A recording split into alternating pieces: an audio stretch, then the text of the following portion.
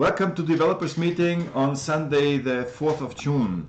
And I hand over to Ido. Yeah, you keep handing it off to me. And I'm handing it off to Fabio. So Fabio, what's up? Okay. Hey guys, and thank you. And this week, what I did was creating a node in Rust 2.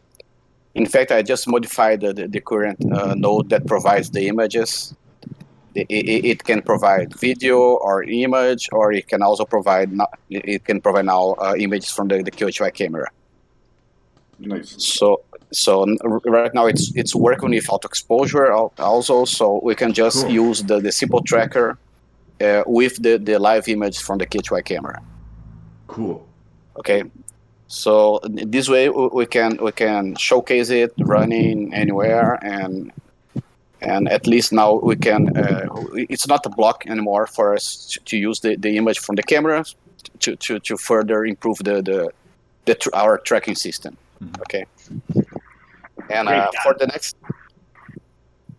Okay, good. Thank you. For the next steps, what I will be doing right now is I will be replacing some of the nodes, like this camera node. I will be replacing it with a C++ node, because right now everything's running in Python. I replace it with a C++ node that also does a lot of more things, like camera parameters change and camera information. I will also publishing the camera and the image information also on another channel, so we can use the information like brightness, exposure, gain, and temperature, and everything like that's coming from the camera. I will also be publishing this information on the bus together with the image.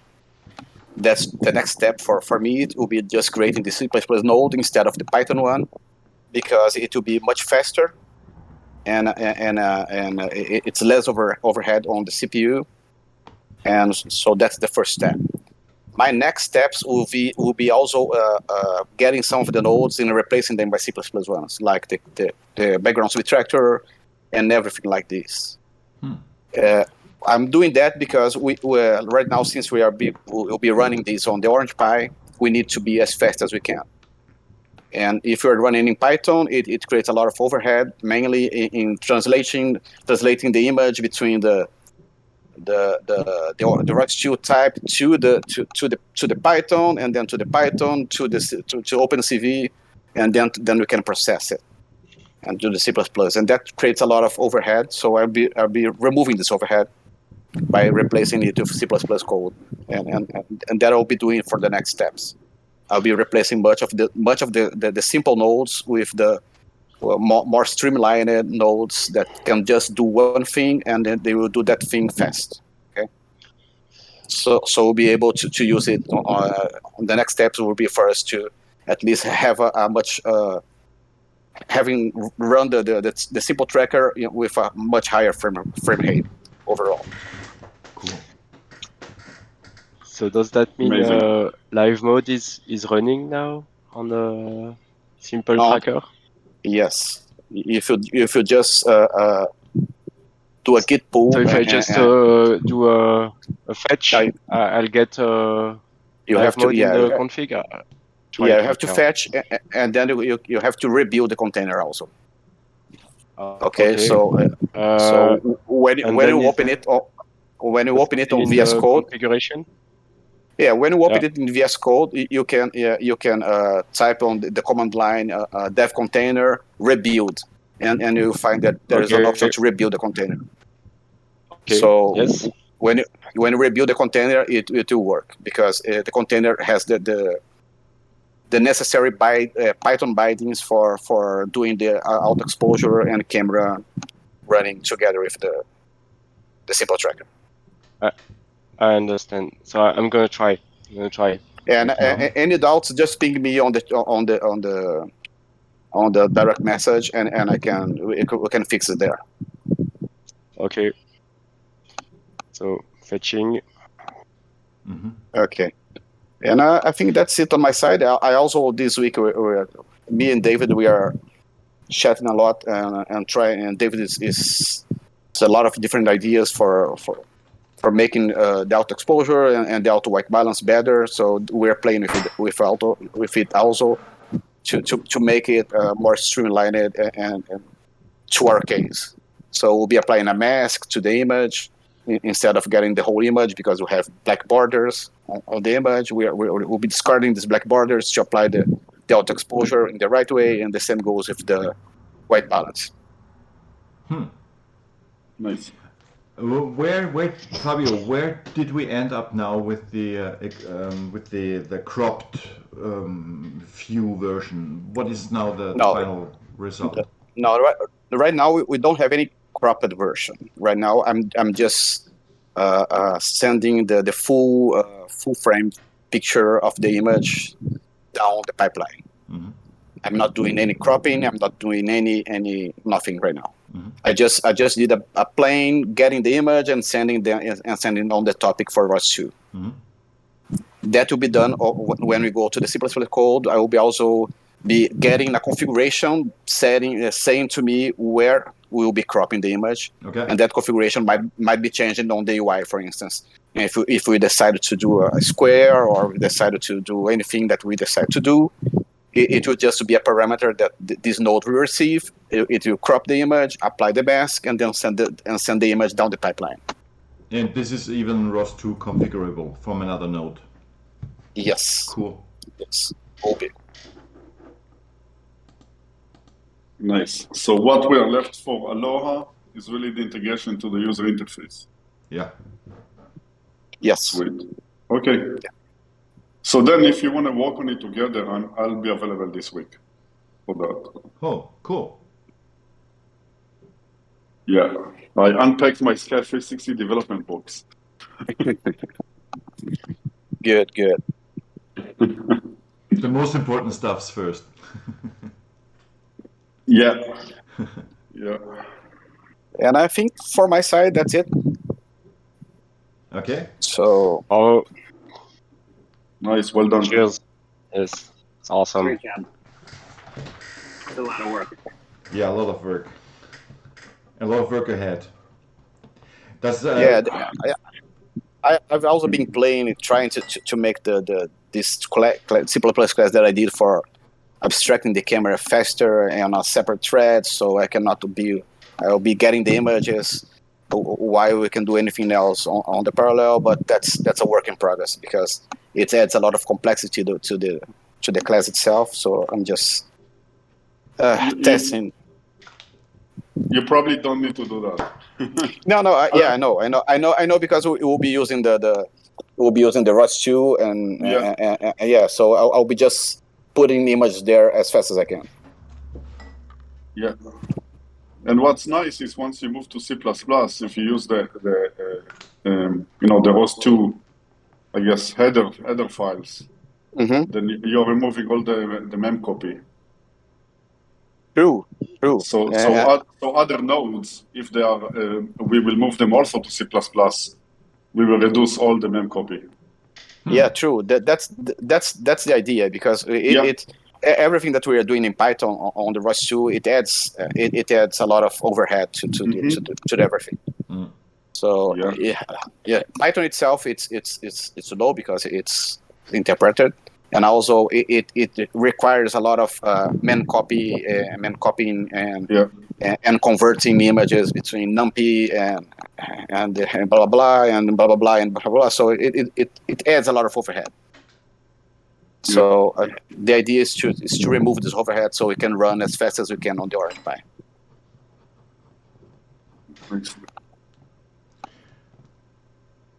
So Fabio, a stupid question. Did I hear that right? That you said you already implemented a simple tracker in your current version of code, so that the simple tracker can be used directly on the stream of the camera. Yes. Okay.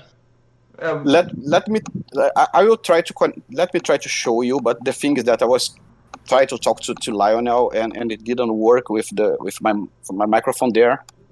I will switch to the Orange Pi right now, okay? So I would try to show it there. And you can continue because it might take a while for me to switch it here because I was rebuilding the container. So. Okay, sounds good. So then you want to chat about the OpenMCT? Sure.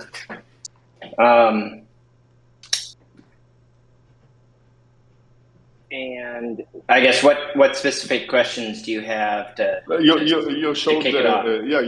you showed some you shared some images this week on the channel, and I'd like maybe you can demo it and we can discuss more what's needed for Aloha. Sure. And I'm in a similar situation. It might take me a minute to get it up to work. No problem. But I can share a few things. So one thing that I was working on was interacting with the configuration node to kind of get and set parameters through Rust2. And in anticipation of Fabio's QHY node, that'll be one way that we can interact with a node like that to again set those parameters using that same technique. So I was able to successfully do that. Cool. I also added, and I posted a few images of this, but some simple pages for looking at a topic and just seeing, subscribing to a topic through the user interface and just seeing sample messages for that topic. It's more of a development tool, but just to be able to easily see that message structure and that it is that you are subscribed to it, that it is streaming through. So I think that'll be pretty useful as well. Another thing that I posted was I was playing around with kind of a, for that 3D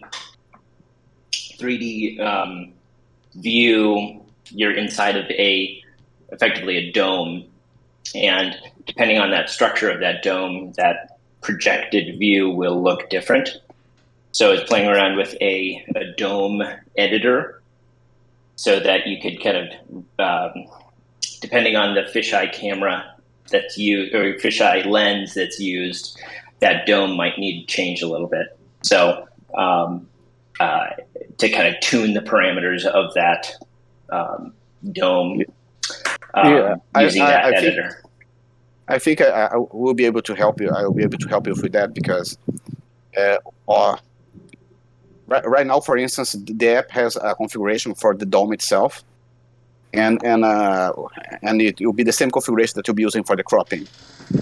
So once you have this configuration done, we might be sending you down the pipeline, for instance. So I can send you like the field of view and everything like this on the configuration, and then you can get it from there. Awesome. That'll be great. So I think that those were a few things that I sent images of. And then a few other things that I was working on. One, I shared a link to a document that had some information about Simple Tracker in general, some of the code base, to explain different aspects of it that I think can start to be a little bit of a base to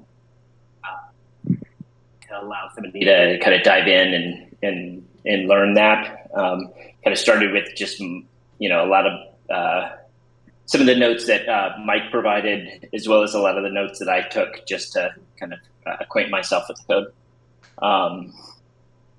And in that process, I also put together a kind of a visual diagram of the how the kind of the flow of the image processing and kind of how an image really progresses through the software. Can you quickly share this? Show that? Can you share this so we have Sure. it on record? Yeah, definitely. Let me pull it up.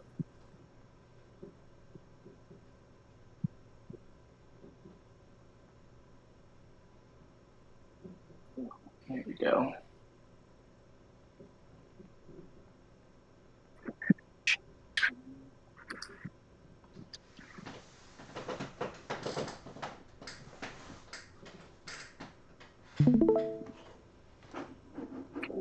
You can see that?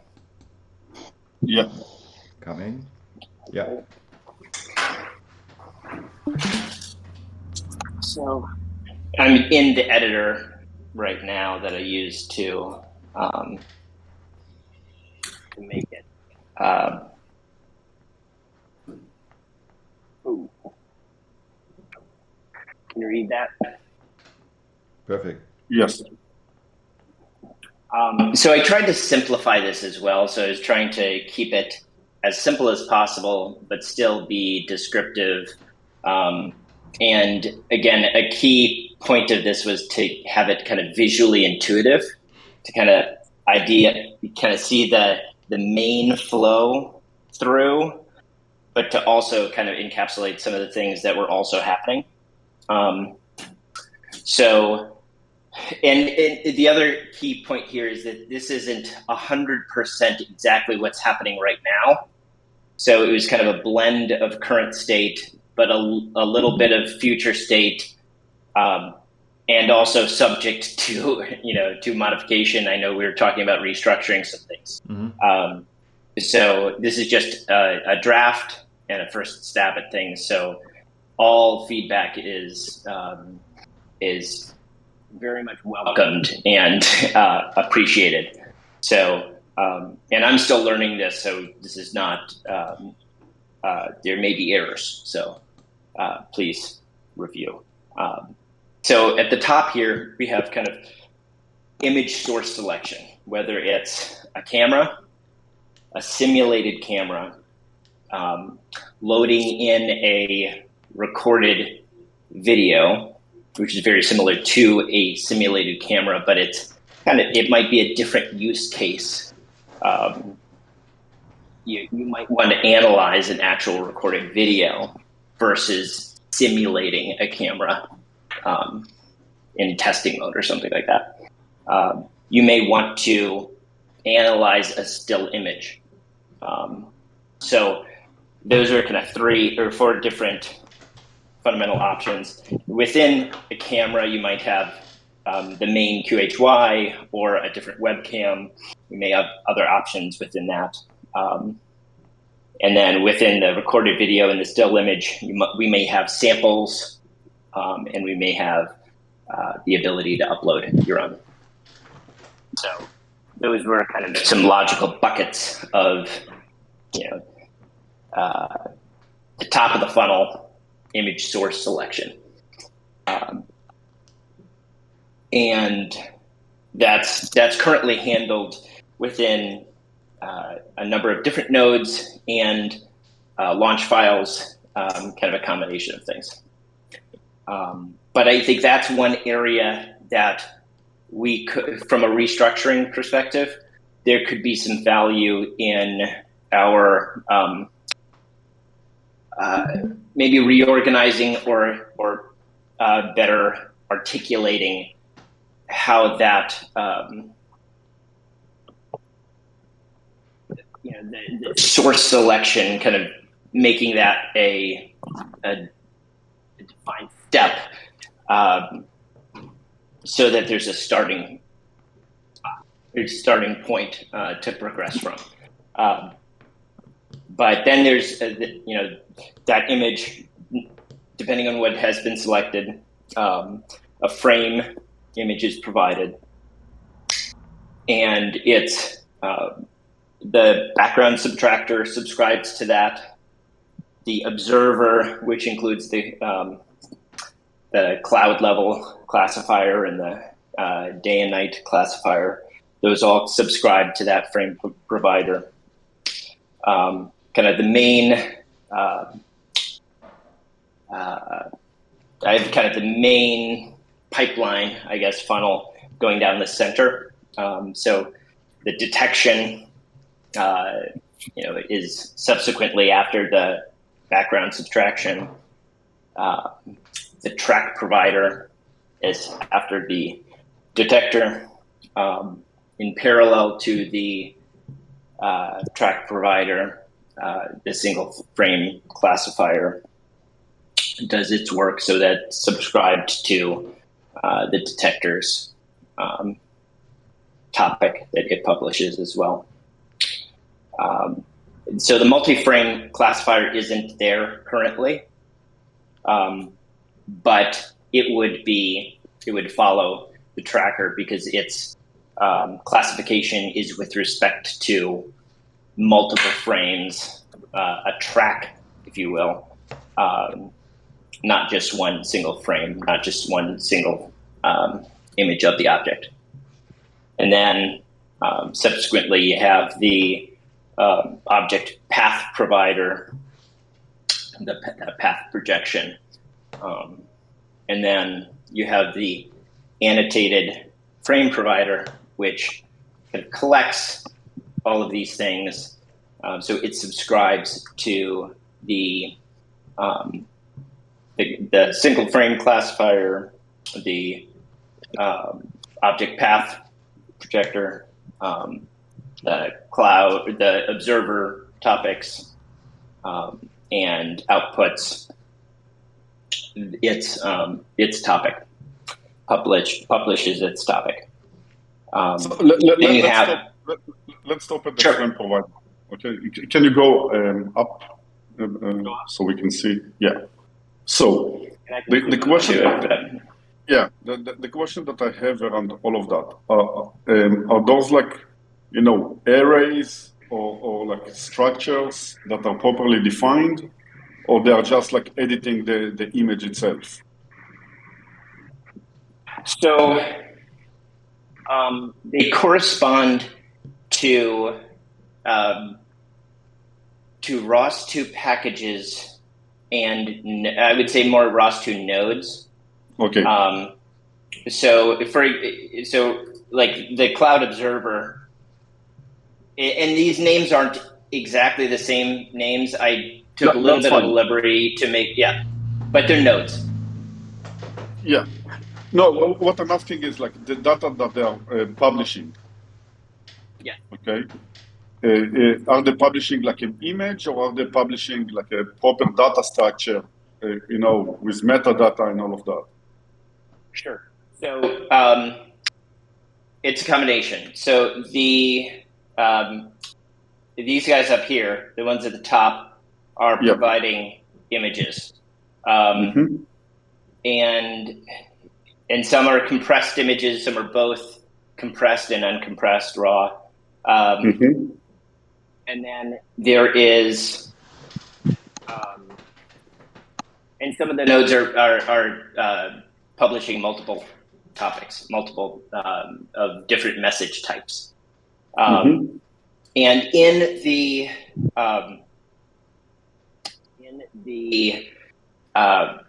document that I mentioned, I do have some notes on the different topics that are published and which nodes are subscribing to what, and some of the message types. So there's some good info on how that that kind of graph, that connection. But again, I'm still struggling to understand what is the data structure.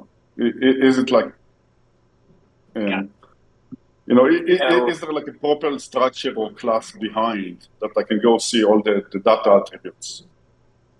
Or they are like, hidden somewhere and I need to interpolate that? For example, the object path provider, right? Is it like a set of vectors, or what is it exactly?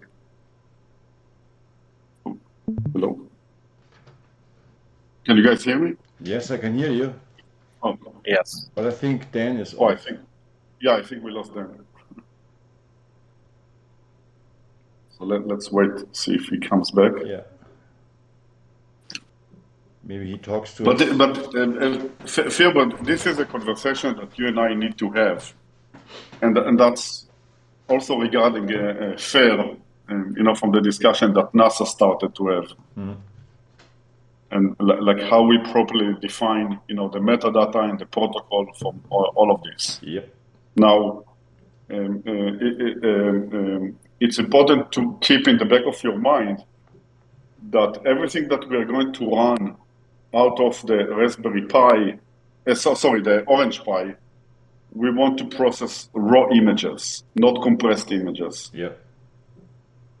And then compressed images are good to be over the wire. So when we go outside of the compute to another node, for example, to OpenMCT or something like that. Yeah. Okay. Yeah, we lost Dan.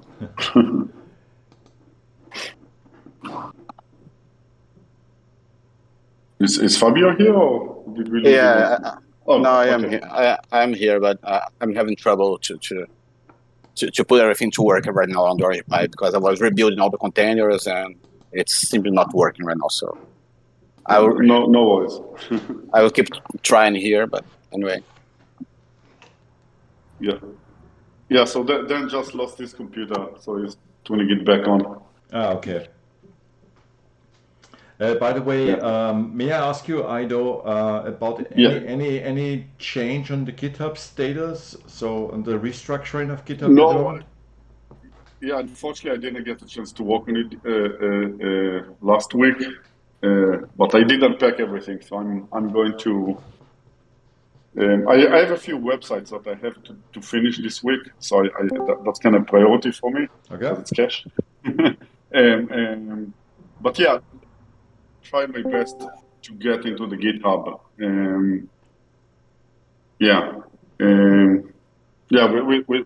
We definitely need to do that because I want to start on GitHub issues. Like that's important for us. Yeah.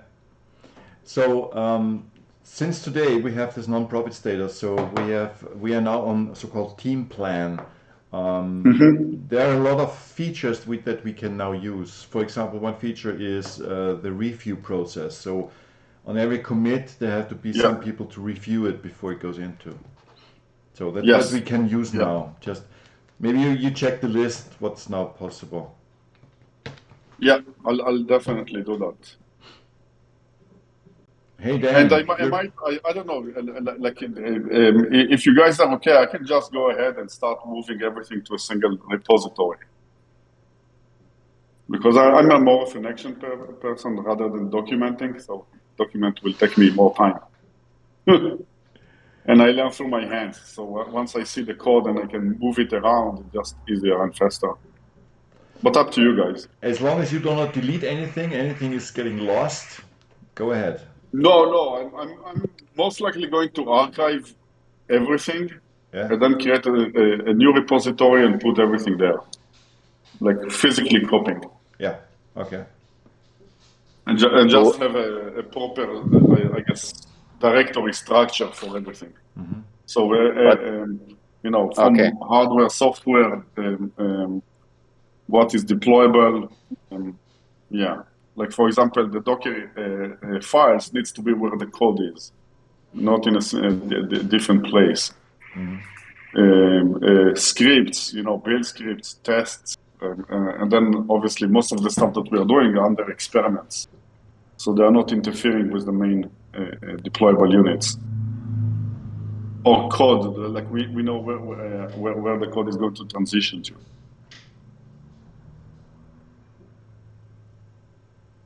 Okay. Yeah. Oh. So then, welcome back. Just a second. There is a noise. My computer conked out. Where is the noise coming from? Oh, it's Fabio. Okay. Yes. So then, what I was referring to is, I don't know if you watched this week about NASA and UAP, and they are starting to they discuss citizen science and how we can all collaborate on the data. And they propose to actually help with defining the data structure, and all of that. Now, because we are in ROS2 and event based, that will be very straightforward for us to achieve. But we want to make sure that what we are publishing has a proper data structure to it, that it's defined and understood. Yeah. Now, more than that, the data is important, but if you don't annotate it with metadata, then it's not easily understood by science. Okay, so that's where like metadata for every event is important, and I suspect once we are post alpha, Aloha, we will look closer into like what is the base metadata that we want for every event, and right. And think about it like every event should have an ID, and every event should have also a correlation ID, right? So we can query everything that happened, from a single point of time and propagate into all the events that happened for that specific, I guess, detection or whatever, right? Also, timing is going to be important. And causation and all of that, right? Again, if you think about how can I make my data queryable or interpretable, that's important, right? Interpretable is more about the data structure, like what's the size of each field, right? In the data attributes. But again, like we have that solved for us because we are using ROS2 and another that DDS. So we will meet those requirements right off the get. But I think it's more the annotation of the metadata. It's what's we're missing today. Yeah. I want to add something to this, Ido. Yes. It's also the characterization of the instruments has always to go with the data package. Because in the future, this data package can... Okay. I just want to point it out that it goes for every kind of instrument we're using. We always have, with every event, we have to store all characteristics of all sensors involved. Yes. That's why we are focusing so much of having everything ROS2 parameters. Yeah. Like for all the sensors, for example, like what Fabio mentioned, like the gain, the brightness, right, and all of that, because that's going to be published with the image. Besides on a separate topic, but it's also going to be a metadata of the image. So it's going to be there. And the moment we have more sensors like GPS, that will be there as well, right, and all of that. So yeah. That's super, super important. Absolutely. Otherwise, you cannot analyze the history. Absolutely. Yeah. And the people from NASA very clearly pointed that out. Yes. And there was one hint from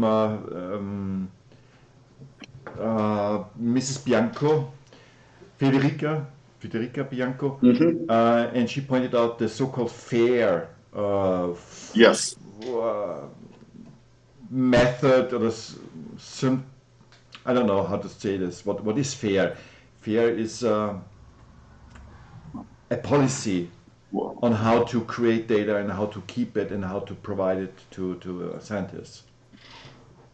It's more about what is the data structure that is allow you to share it between multiple groups, right? So they're all working on it and they're all analyzing it, and every system that is different that each group is working on. If you have a properly defined protocol, then you can easily query the data, transform the data, or whatever. Yeah. But yeah, crucial in system design. Okay, shall we go back to Dan? Yeah. Yes, we can hear you, Fabio. Oh, can't hear Fabio. Damn.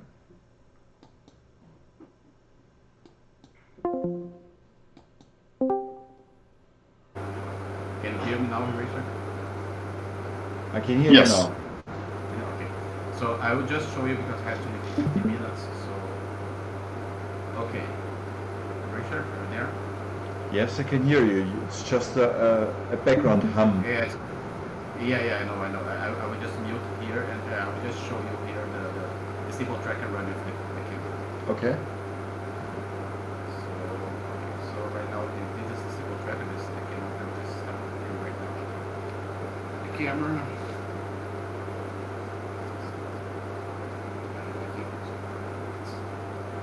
Yes, we see you.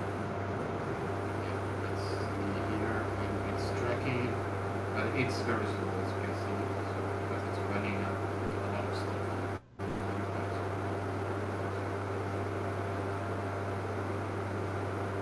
Oh yeah, it produces tracks. Yeah, it tracks something. But Yeah, it classified your head, but not your hand. yeah. As the big unknown.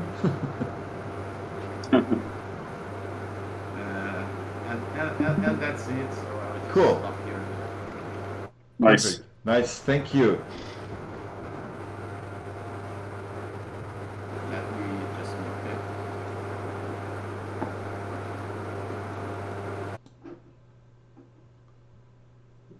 Okay. Then back to you. Okay. So I don't. Yeah, sorry about that. My computer died. No worries. Maybe it didn't like your question. I don't know. So you were asking really what's the data structure behind that diagram? Yes. It's complex, and it's not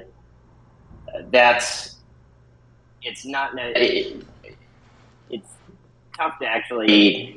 This diagram isn't really meant to show that, but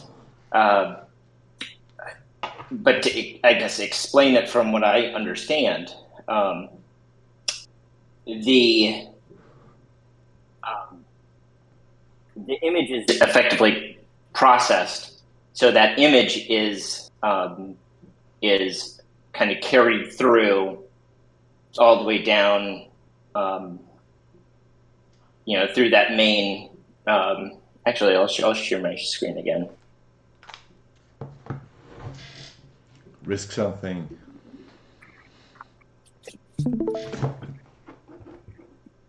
Yeah. See that? Coming. Mm-hmm. Yeah. So just as you go through here, that image is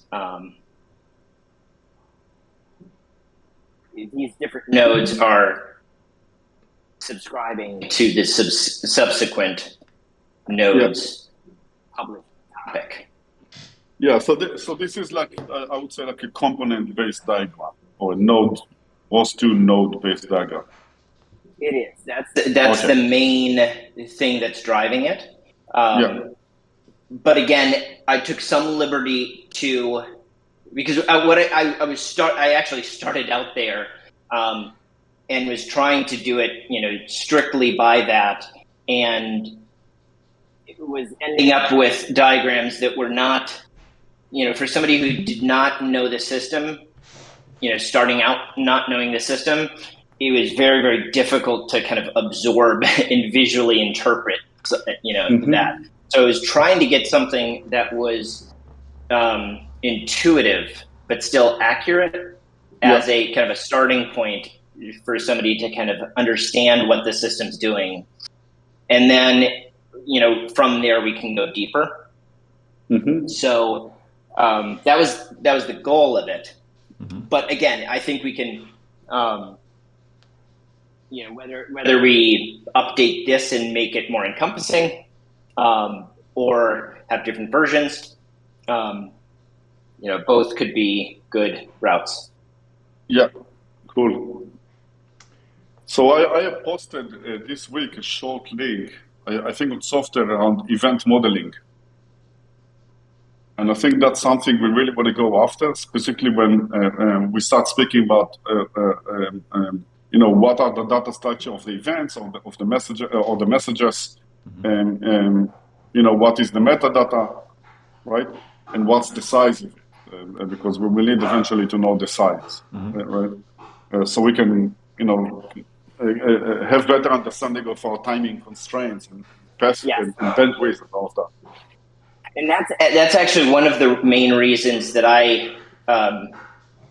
one of the other main reasons that I really wanted to do this for myself was to really understand the different pathways and pipelines of how the data progressed, so that to understand the rate limiting factors in the processing, so that because ultimately.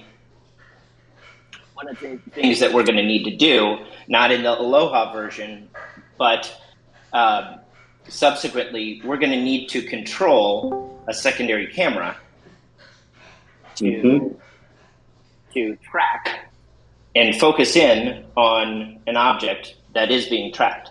So let's speak about that. And how fast, how well. The better that we can do that, the faster we can do it, the more accurately we can do it, the better an image we can take of that object. The more zoomed in we can get. Yes. So let's speak about that, right? Because now we are going to introduce another compute, right?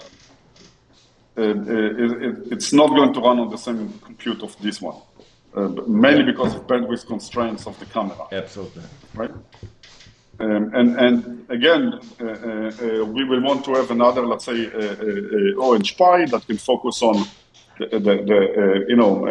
moving the motors, right? And I wouldn't. So just to jump in, I wouldn't. Let's not unless it's already been decided firmly that it's going to be QHY, I would recommend not making that assumption. No, forget about QHY. I'm not speaking. I'm speaking about the camera. Okay, we know that we have on the telescope we have two main things. On the telescope we need to have two main things and maybe another auxiliary. I'll explain. You're going to have a camera and you're going to have a motor, right?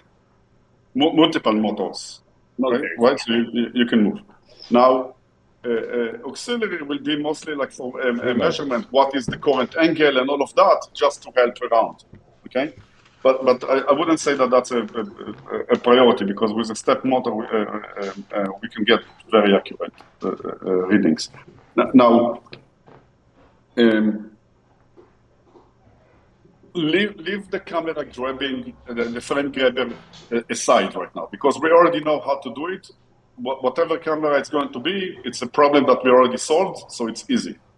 What we didn't solve yet... Sorry, I didn't hear you. Which problem? The frame grabbing. Taking a frame from the camera. Yeah, okay. Right.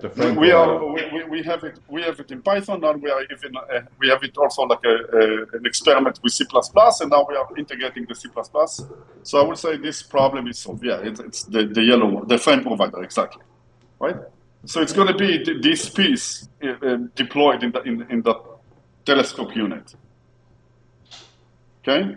What we are not going to have is the control, which is the one that listens to the object path provider, right? And then gives commands to the motor to move. Okay. Right? Now, if you think about it from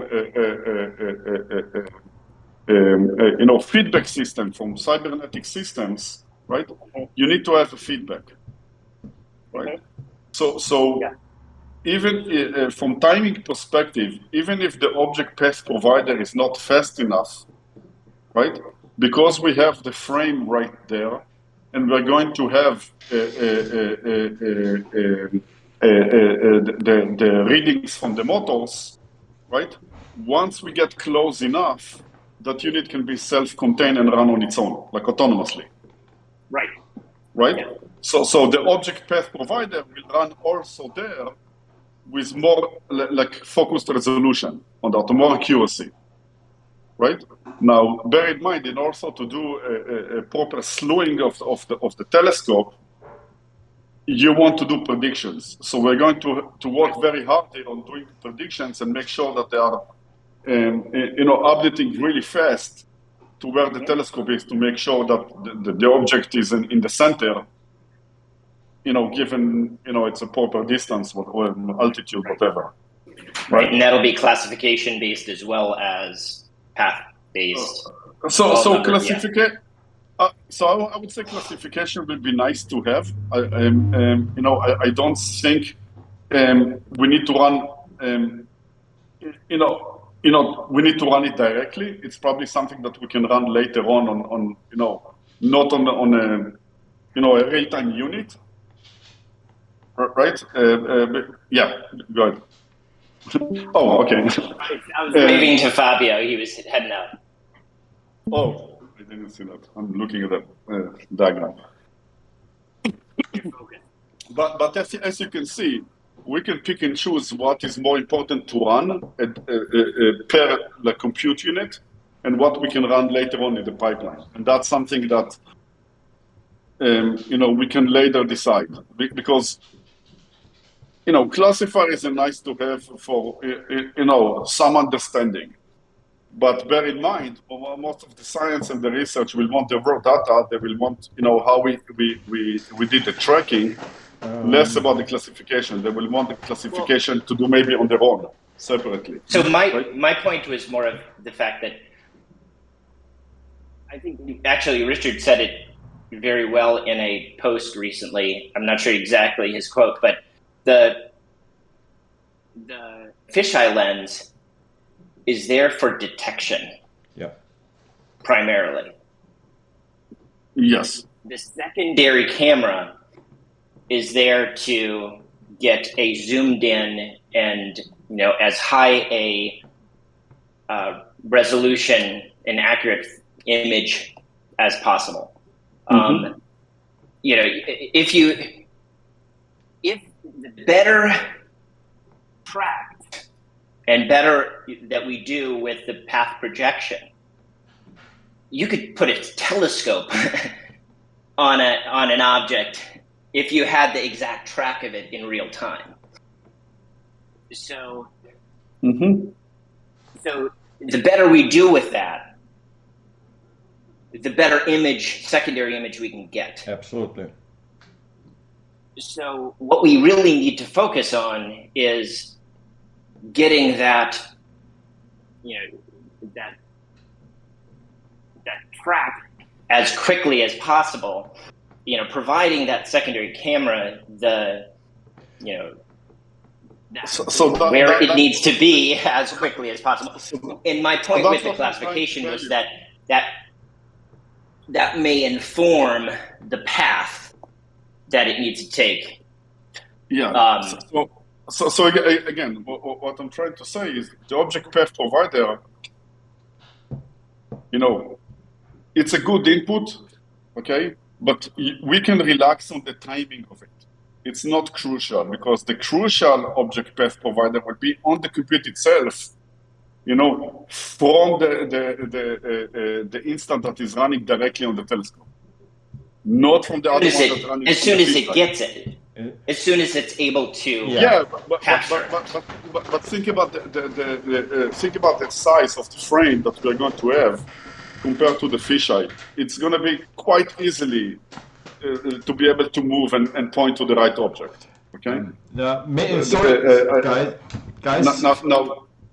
Sorry, may I interrupt Yes. here? May I interrupt here just to clarify the confusion? Actually, there is none.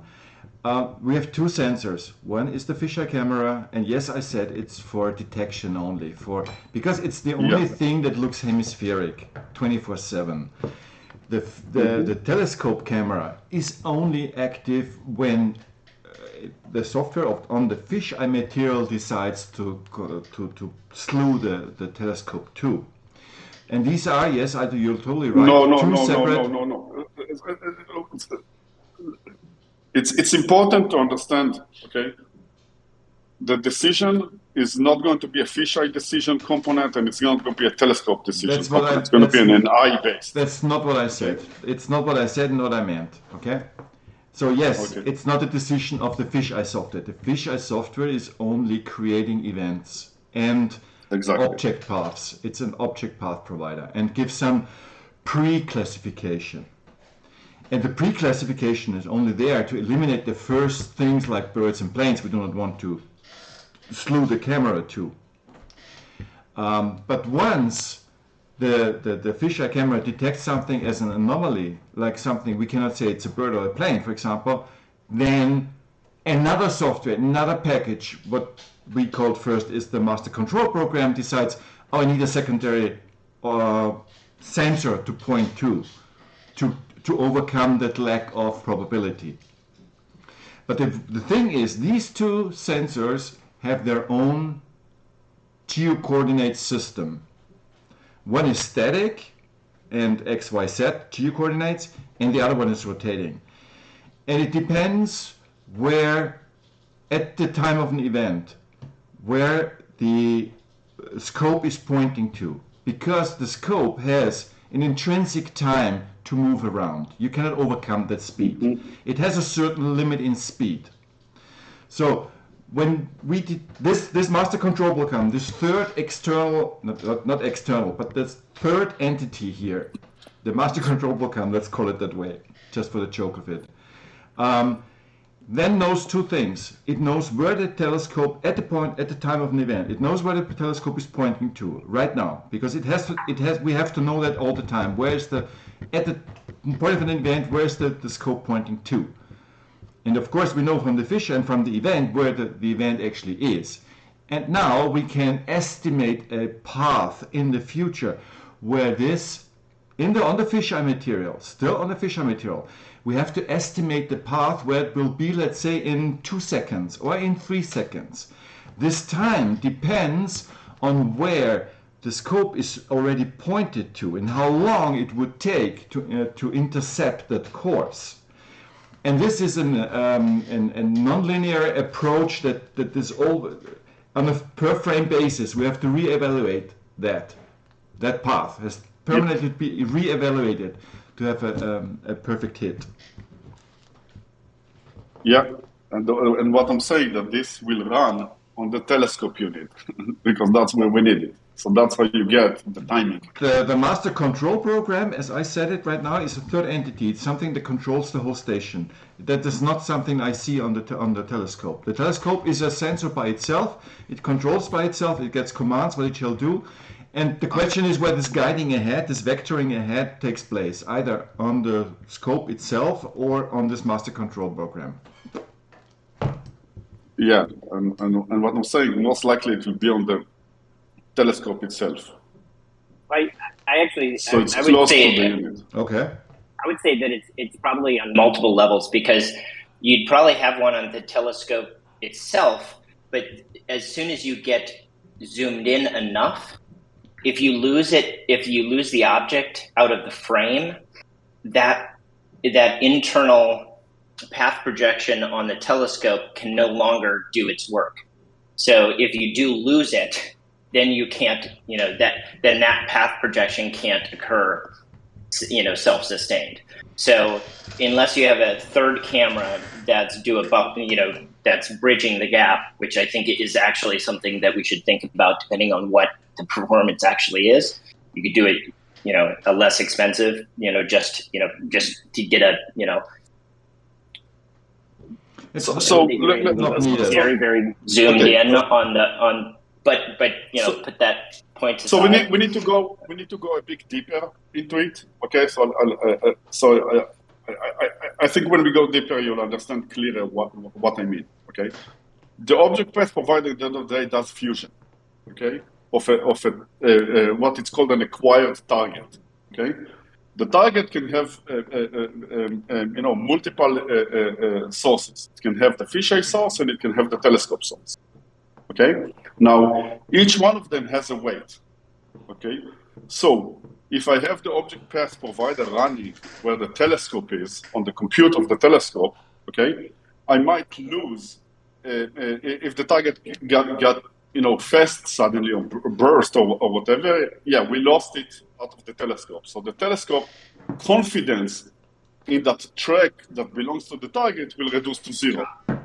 And however, at the same time, because the fisheye always sees that, the confidence of the track of the same target will start increasing from the fisheye. So the path provider will autocorrect itself because of how the fusion works. Does that make sense? Yeah, and that's kind of what I was saying in terms of being on multiple, like across multiple nodes or devices. You don't need it on multiple compute. It will be like a waste. I guess my point is that it would span those things, not necessarily existing on each one. Oh, I got it. Yeah, you'll have the output. You can always subscribe it. Yeah. Mm-hmm. Yeah, that's an academic discussion right now.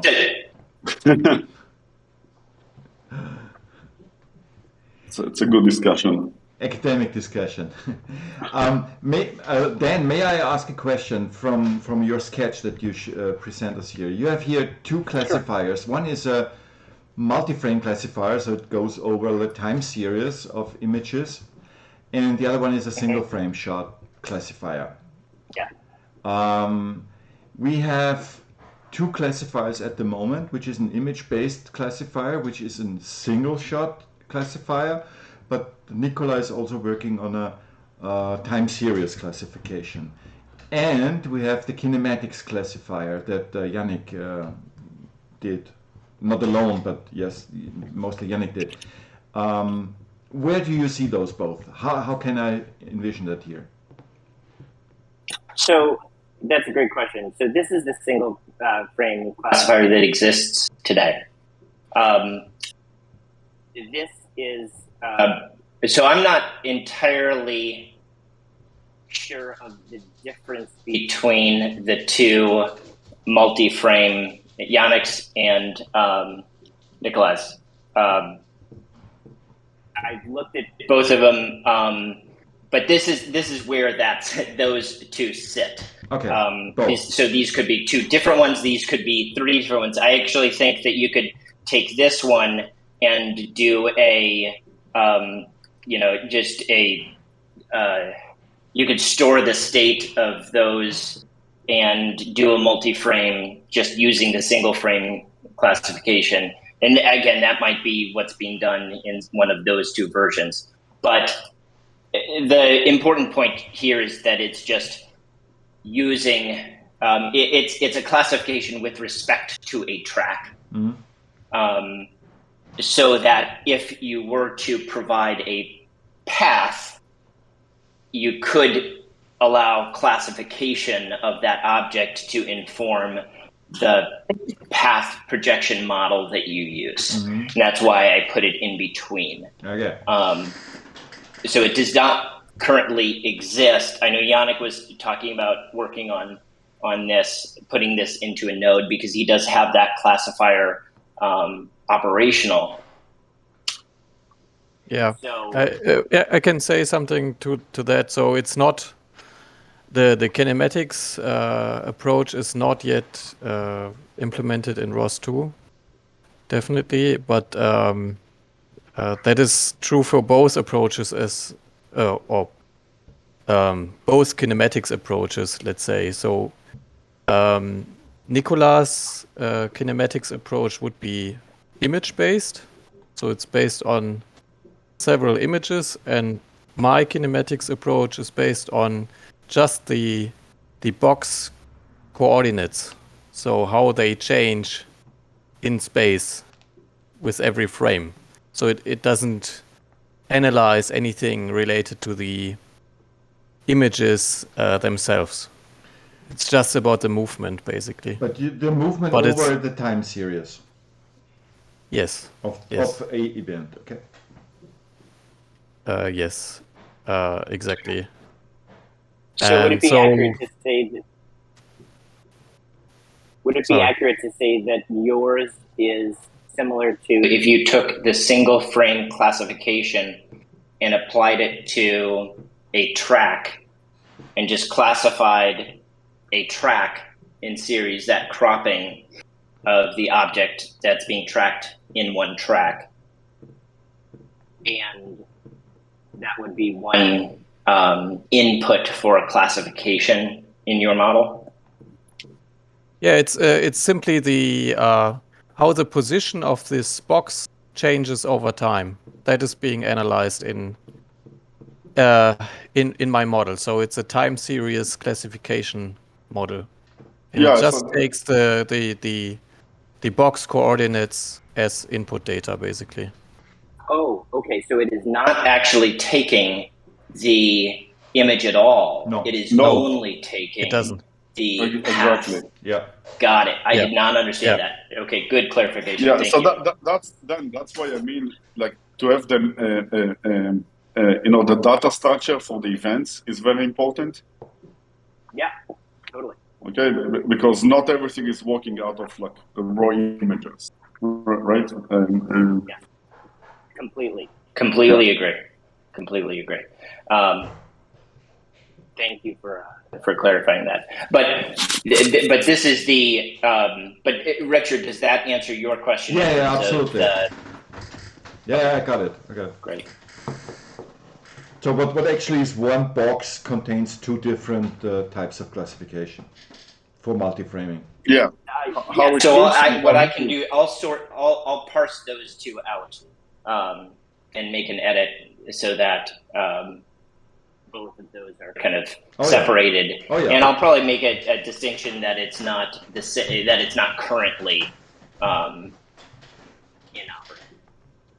Yeah. For example, yeah. Mm-hmm.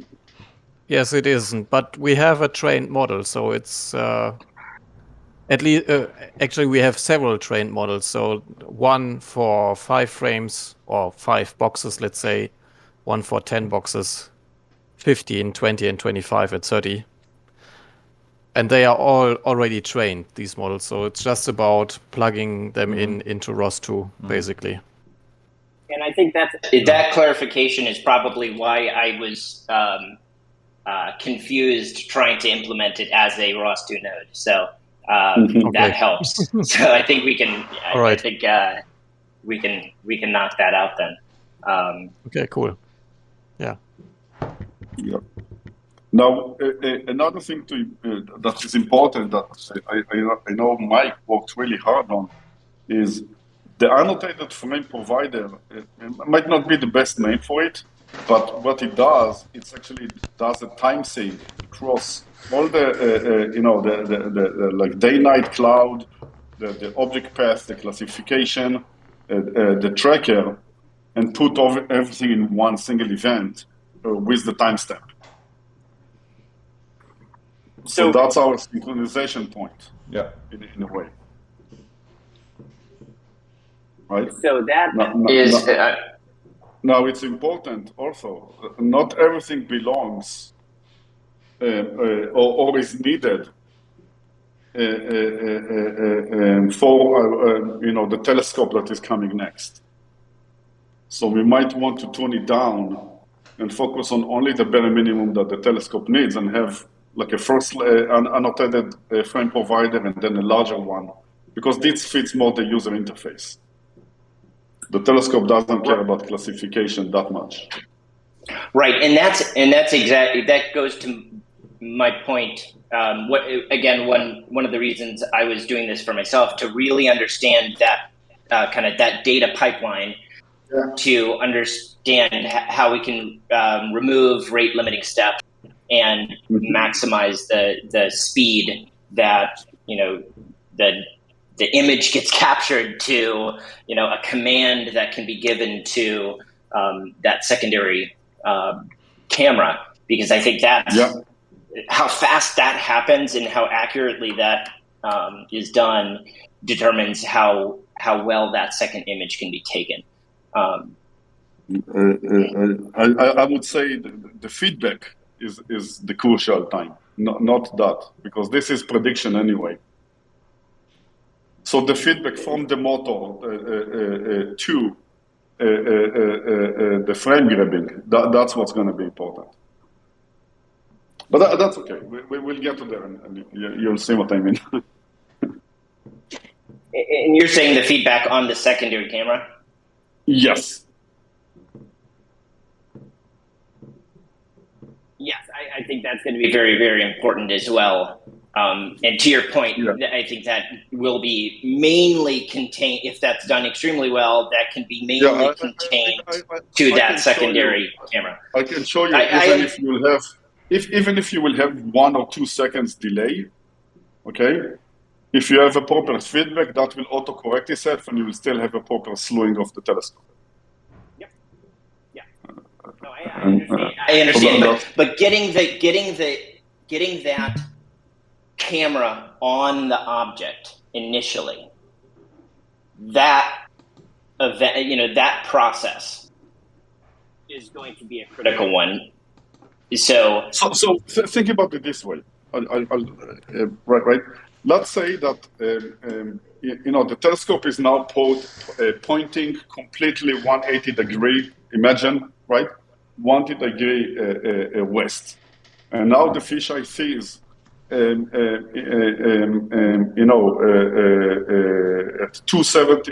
90 degrees west, and then 270 degrees east, right? That's what the fisheye detects. So now the telescope has the most amount of distance to move, right? From 180 degrees to 270 degrees. Yeah. From 90 degrees to 270 degrees. Yeah. Right? Let's say that takes 3 seconds. Okay. No. Let's say it takes 2 seconds. Okay. And the object moves in a certain speed.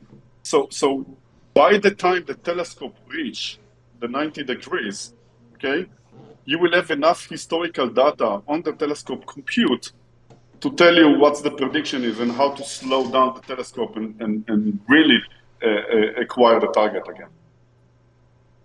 Does that make sense? Not totally, I don't. In your case, okay. In your case, the telescope would slew to the coordinate where the fisheye reported an event. And because of the time delay, it runs behind, but it recorrects itself over frame by frame by frame. But there is maximum speed. There is maximum speed of the end. Yeah, I get it. I get what you mean. But whereas when you already know where your telescope is pointing to, and you know the optimal path your telescope has to take, until it reaches an interception point that you calculate for yourself. Yeah, but the moment you reach interception point, you're not going to move max speed of the telescope. Probably not. Depends on the object. Yes. No, you have to. Otherwise, the video is going to be too jittery, and you're going to have to stabilize it. So you have to slow down. What do you mean with slow down? And slowing down in movement? If the motor has like 3 speeds, 1, 2, and 3, when 3 is the most fast that's what speed, you mean. Yeah, okay. You're going to move from 3 to 2. The stepping, then the micro stepping. Exactly. Yeah. Yes. So it's not going to be as rigid as the max speed. Yeah. It depends how fast the object is. I mean, if it's a rocket flying by, you're certainly not going into micro stepping. So I will tell you even more. If the object is fast enough that you need to, slow it with max speed of the motor, you're not going to do a good job. That's going to be a big miss for us. Well, the image sensor should be fast enough to be able to resolve that and then we'll get into problem with high frame rate and all of that. Exactly. Yeah. So you don't want to slew on max speed of the motor. You want to be less than that. Yeah, of course you want to be, but it depends on the object whether you are. No, I know. I guess. I know. I've got a question. Is the plan to how much zooming in and focusing So zoom in is There's no zooming. so we are not going to have zoom in the beginning. Okay, we are going to have focus, right? And we're going to have a very good motoring system for the slowing. Now, if we learn that we will need to have to do like zoom in, zoom out, that's a whole different discussion later on with the hardware team. Well, I think that if we zoom, that would make it so much easier. Why? Yeah, but now I can tell you, zoom at those distances that are not known to us, it's going to be even more difficult than the slewing, because the zoom is way slower than moving left, right, up, down. Not even slower, but it wouldn't help because you have to point the telescope anyways. Yes. You can say the wider the view is, the easier I can detect something in the center and zoom on it. But that's actually the task of the fisheye. The fisheye shall tell you where the event is.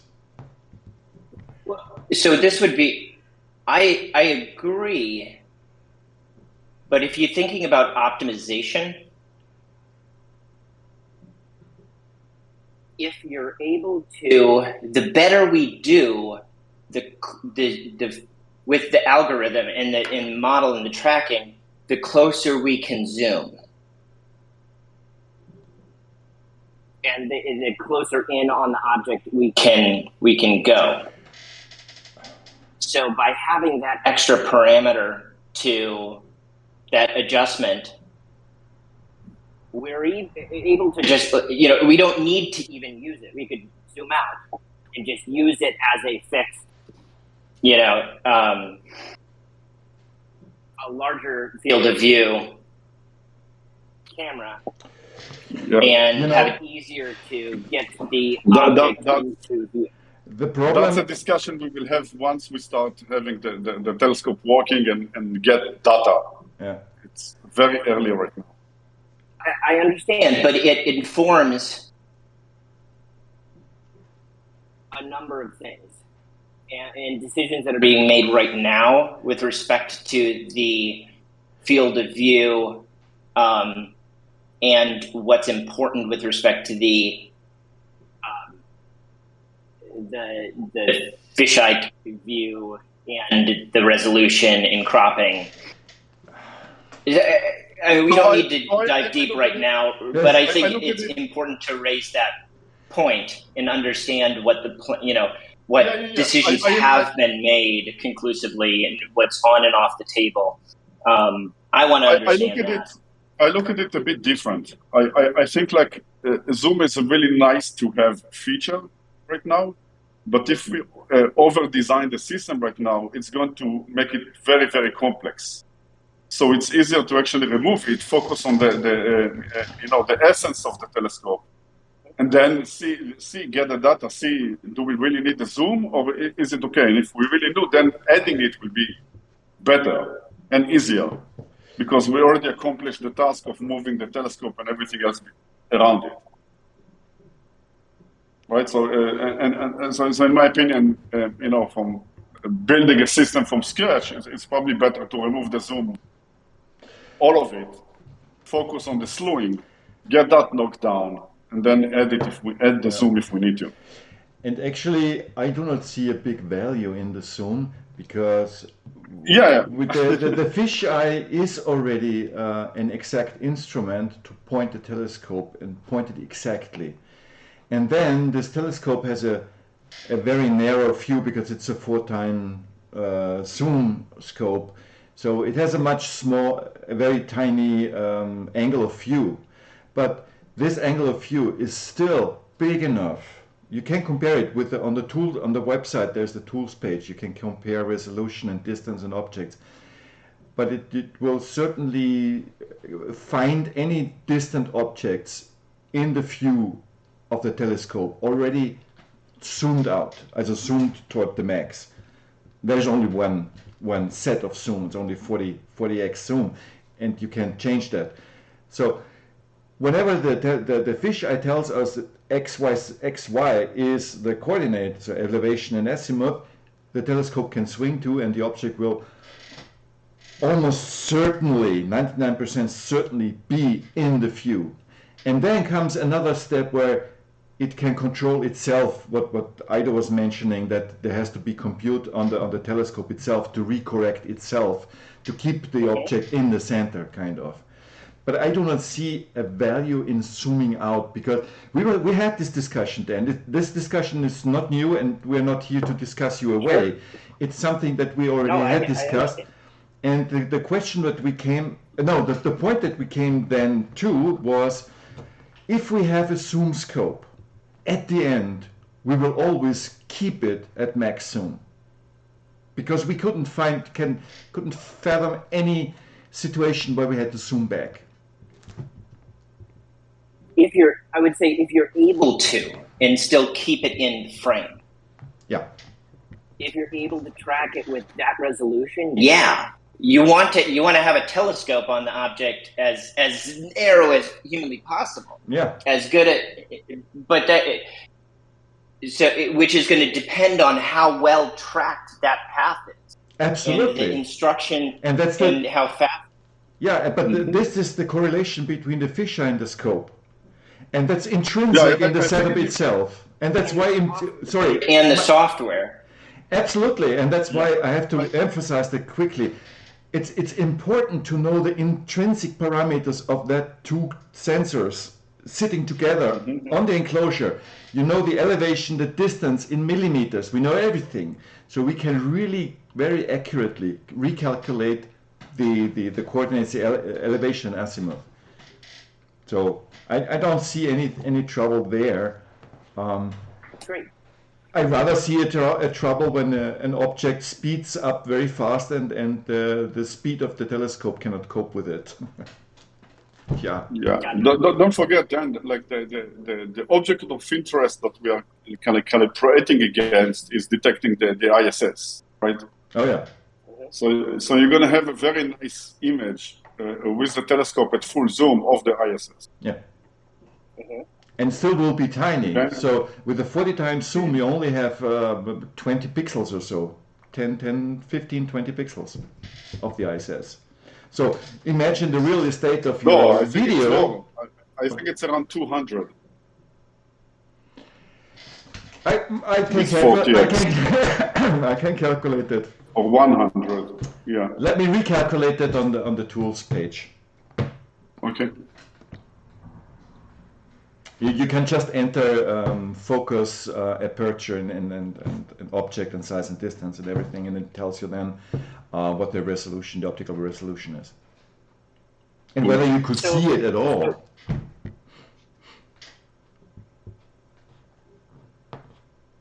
So if we're able to detect and kind of see an object with the fisheye camera or fisheye lens pretty clearly and get that secondary camera on it.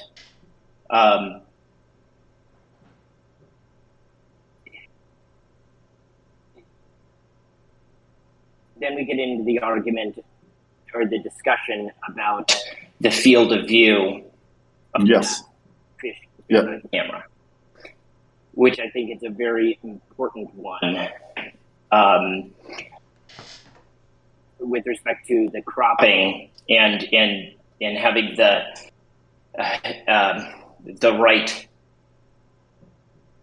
lens for the sensor of that. Yeah, because exactly. I would. It might be a.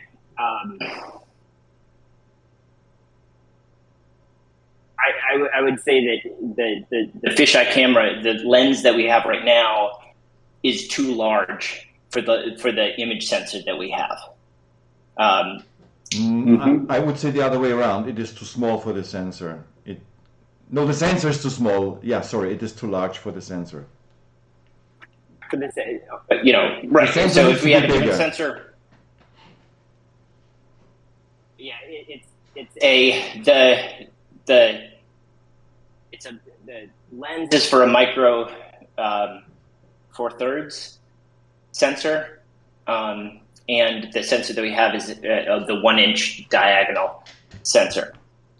So it is made for, so the focal length of that lens is constant, and so there's no way of, unless you put another optic in between, there's no way of having it that full circle on the on that sensor.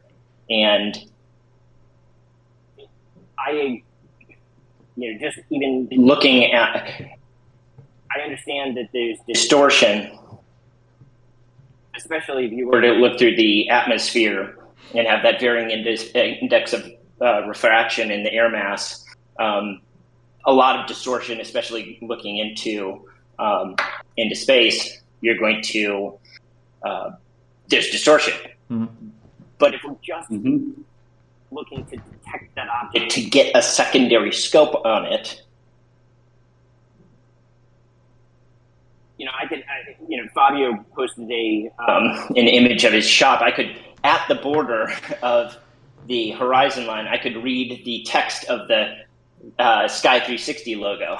Yes, but there's no in fine resolution. Yeah, but there's no atmosphere in between. You're right, but detecting that an object is there to get a secondary scope on it. Yeah.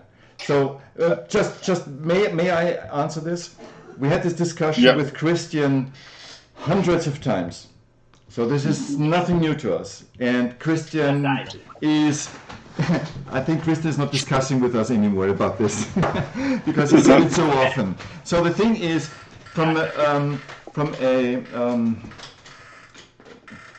let's say from an astronomer's point of view, the atmosphere is something that is always in the way for astronomers. So, and let's compare this, let's say, with photogrammetry.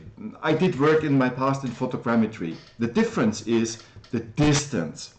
In photogrammetry, you can go horizontally some kilometers, 5-10 kilometers without problem. You still see a church very stable. But if you go above that, and if you reach astronomic levels of distances, let's say, then the seeing becomes increasingly hefty.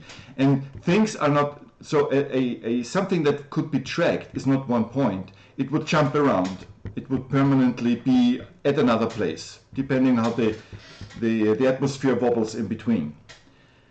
So I get Christian's point to say, if we take a scope that has 150, he wanted to even go down less than this. I wanted to go up. I wanted even to go above the 180.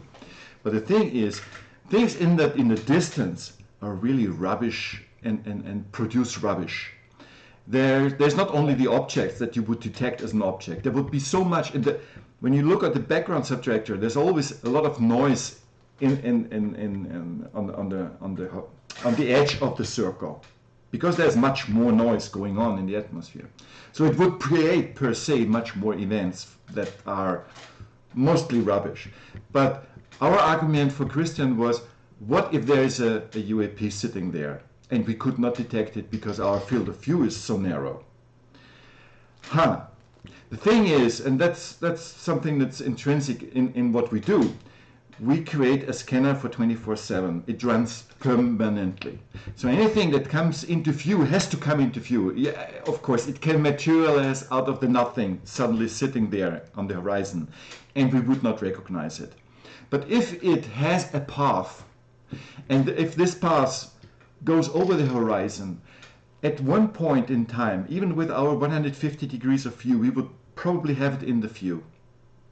And if then the scope got it, we have high chance that if the fisheye loses it, the scope can still follow it, because the scope can go down to 180.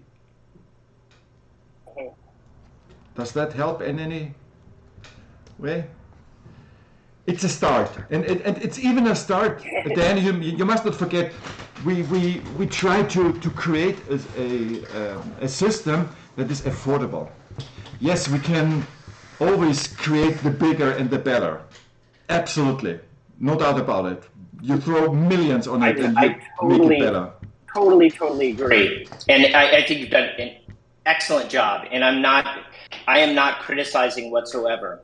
But I'm bringing up I know it's a hard point for me to bring up because it's something that I know that you have discussed a lot. And I think but I think it's a very important topic because I think it's a hardware choice that will fundamentally affect everything downstream. And I think that it's going to highly affect the speed at which that we can operate the secondary camera. Because to what you were saying, true. when that object, a object that is off in the distance at the horizon, for it to get in the middle of the camera, it needs to, unless it's coming from, directly down, it has to cross the field, it needs to cross this way.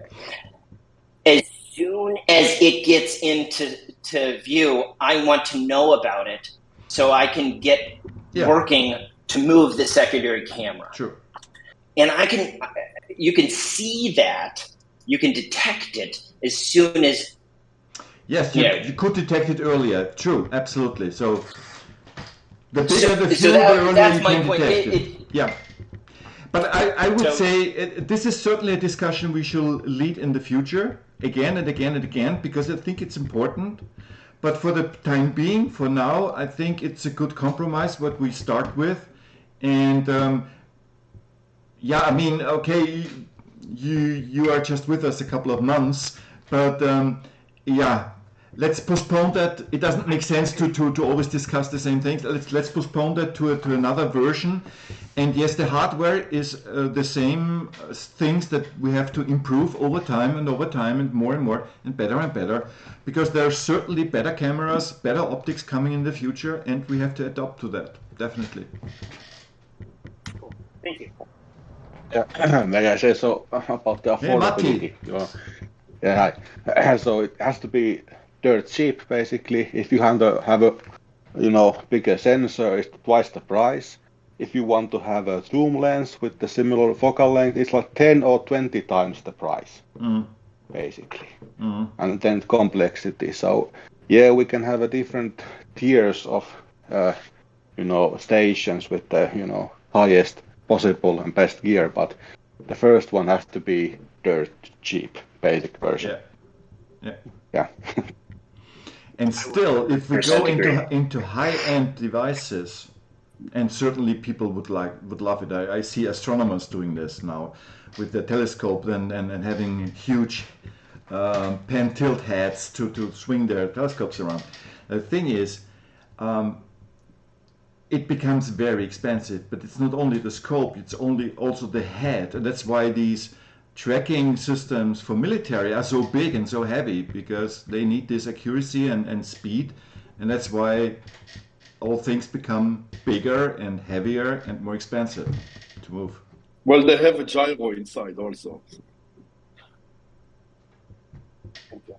I think that's the cheapest part in it. and I probably not. And not to extend the conversation about this longer, but I wasn't also proposing to increase price. There are lenses that are alternative lenses that are the same or less expensive, that are that fit that sensor size. But I 100% agree that it needs to be as inexpensive as possible. Hey Dan, we tested I think 5 optics, fisheye optics. I mean, Christian tested it, not we. Christian tested it.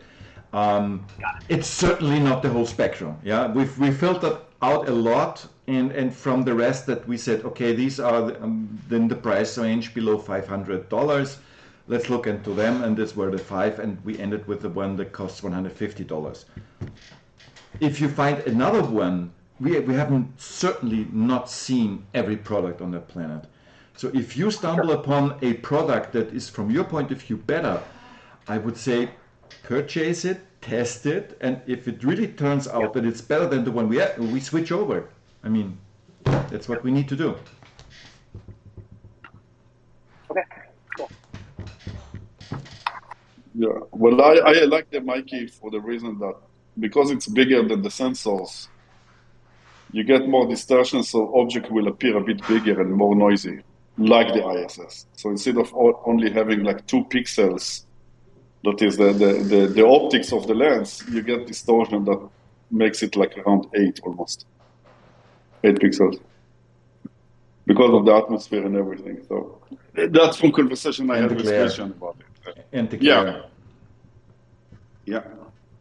So yes. Again, it's a give and take with sensors.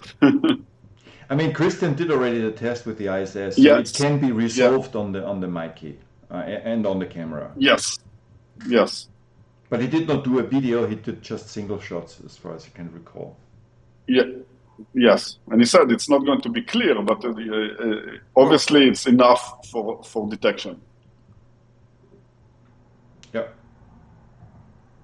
And not alone. And just to be clear, when you're saying detect the ISS, just to see it, or just to be able to actually detect it and classify it accurately as such? No. So it's detection. The classification for the ISS will have to work with the trajectory of the ISS with real-time data. Like alone from the Mikey, that will not be possible. No. Which is what makes it very interesting. Right? So the thing is, may I answer to this? So the thing is, the tracker at the moment needs objects of a certain size and contrast. The ISS is not of that quality. Okay? It has certainly a good contrast, but it's certainly too small for the background subtractor. The background subtractor would probably slick it through. But the question is, would the system be capable of tracking it? So now we come back to the ISS and know where the ephemerides of the ISS. We know where it has to be at a certain place and point in time. And we can then see a special function in the tracker.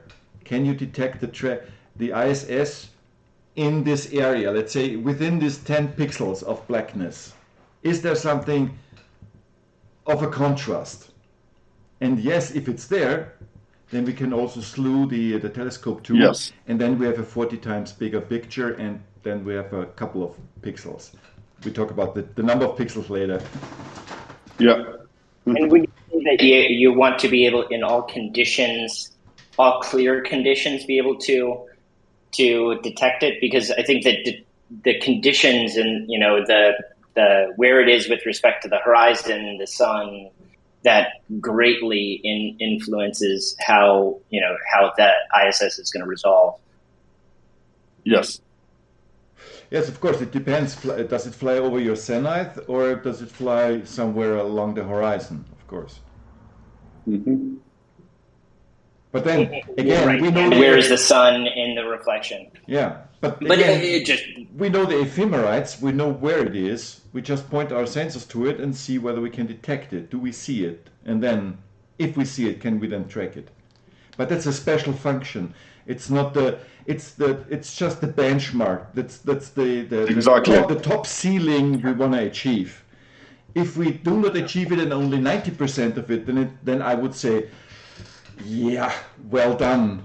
Not the cream on the icing on the tart, but still the tart. Yeah. That makes sense. But yes, when we reach that goal, then we can make bigger, better equipment in the future, and maybe we can even detect, I don't know, pass-bys of all satellites. Or help detecting the 50,000 space debris stuff, or whatever. But this is all about angular resolution. It's all about the Nyquist criteria. With things far away, very tiny, you need bigger optics. And the bigger the optic, the more expensive they become. and really more expensive. That's really exponentially more expensive.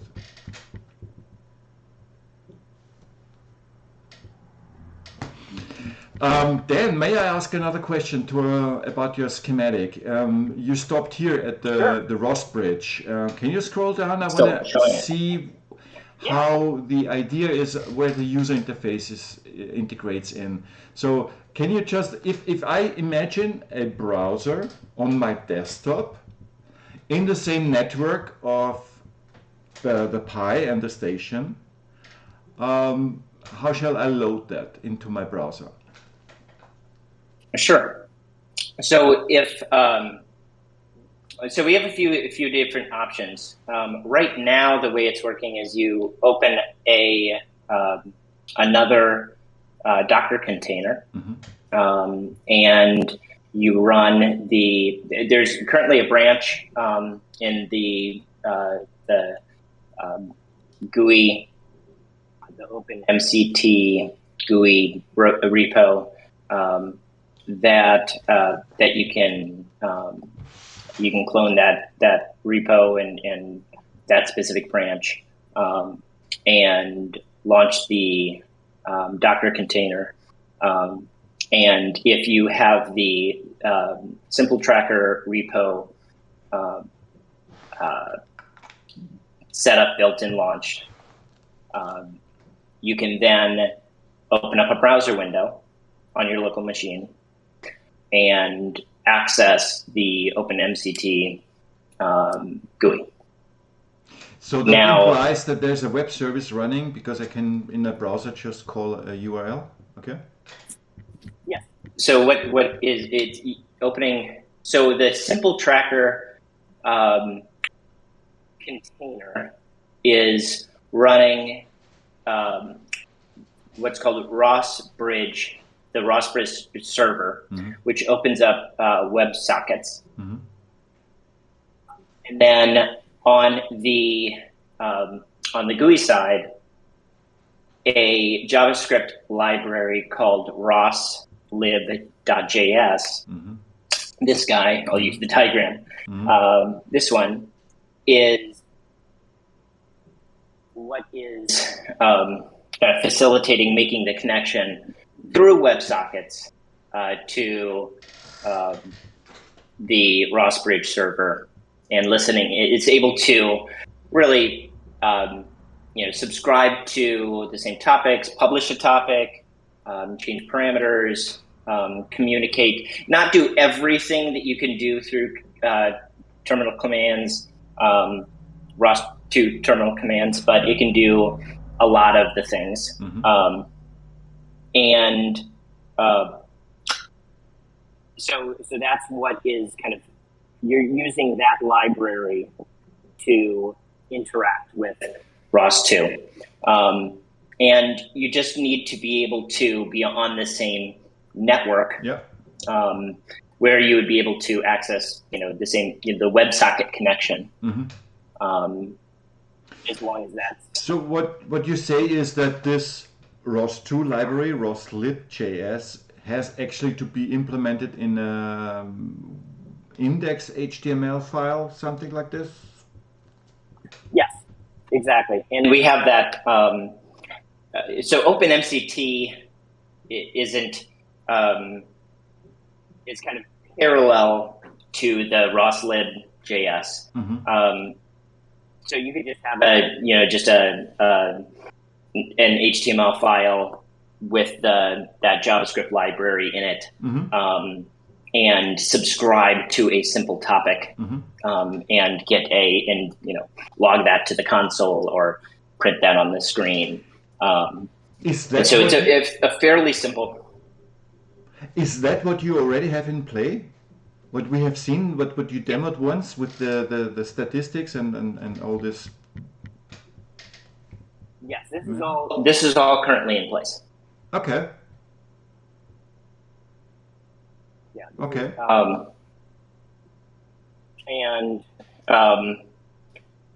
And now we can. I know Ida was talking about the repo organization wanting to keep things separate. I agree. but we can also right now it's kind of complicated to launch 2 containers to get it Connect.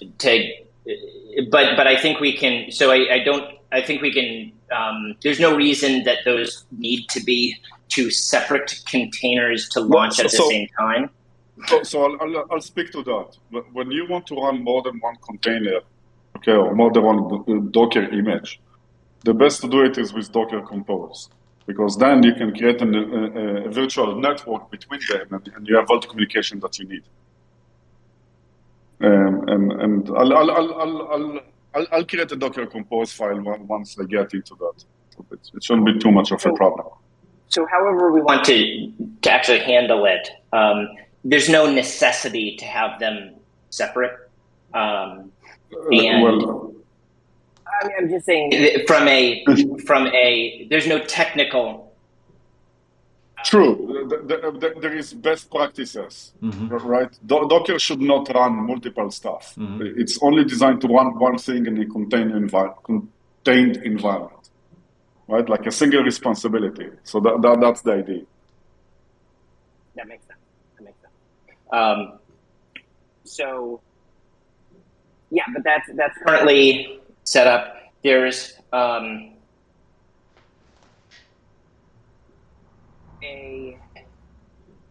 for it to run so OpenMCT is a Vue.js application which uses components instead of kind of static web pages.